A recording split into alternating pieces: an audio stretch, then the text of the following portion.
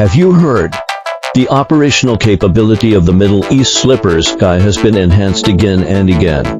The courier can even be accurately delivered to the U.S. Eisenhower aircraft carrier. And there are also drones escorting. According to the News of China News Network, at 7 p.m. on May 31st. That is, around 2 p.m. local time. Yemeni Houthi armed military spokesman Yahya Saree said that the US and the UK carried out airstrikes on multiple places in the Yemeni capital Sana'a and Hodeidah, resulting in at least 16 deaths and 42 injuries. In response to the US and UK attacks, the Houthi armed forces have launched an attack on the U.S. Eisenhower aircraft carrier and used multiple winged missiles and ballistic missiles to hit the target, and then used drones to deal a fatal blow. It's completely not giving the aircraft carrier a chance to be repaired.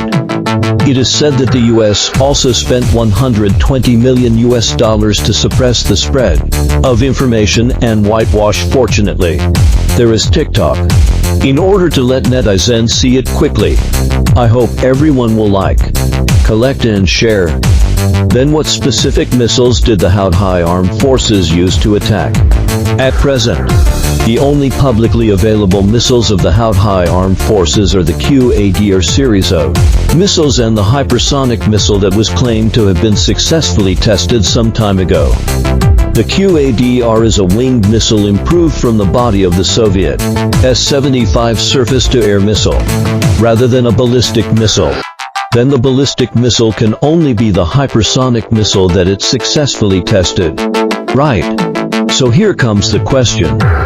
For the Houthi armed forces to successfully deliver the courier to the mobile aircraft carrier, very powerful positioning systems and anti-interference capabilities are required.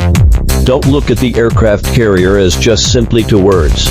In fact, it is a battle group with all kinds of electronic jamming equipment fully equipped.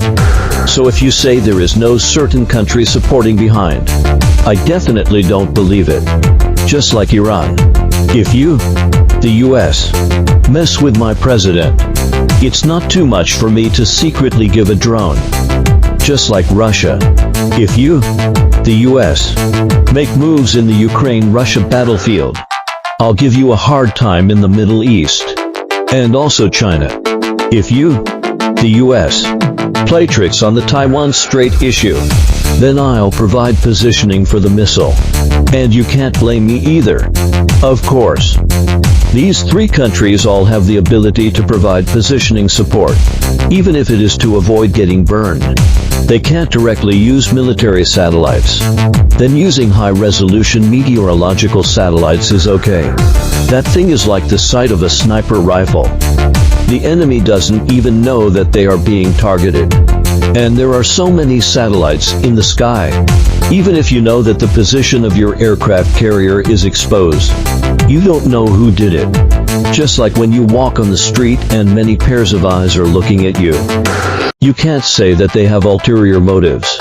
Then after the meteorological satellite discovers the aircraft carrier, it only needs to provide its then latitude and longitude. We all know that there is a search radar at the head of the missile. And after being launched to the designated position, it will actively search for the target. Personally, think that the missile taking the lead this time is definitely the hypersonic missile, disabling the counterattack ability of the aircraft carrier. The subsequent backward weapons only need to finish the job. Why do I say so? In the previous few videos, we have also analyzed that as long as the hypersonic missile breaks through the interception stage of the air defense missile, the close-in guns on the aircraft carrier have no reaction time.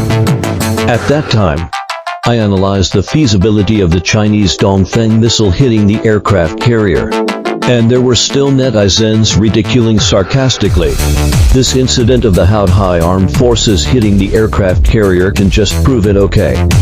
We have analyzed above that there may be countries providing aircraft carrier positioning, so the Houthi armed forces can successfully strike the U.S. aircraft carrier. Then is there another possibility that the U.S. aircraft carrier is not as terrifying as you imagine? And the Houthi armed forces can strike the U.S. aircraft carrier with their own strength. If you imagine the aircraft carrier as a military base, you will understand. The only difference between a land-based military base and a sea-based military base is mobility. And the U.S. aircraft carrier is still an old antique from decades ago. To put it bluntly, it's just a pile of scrap copper and rotten iron floating on the sea.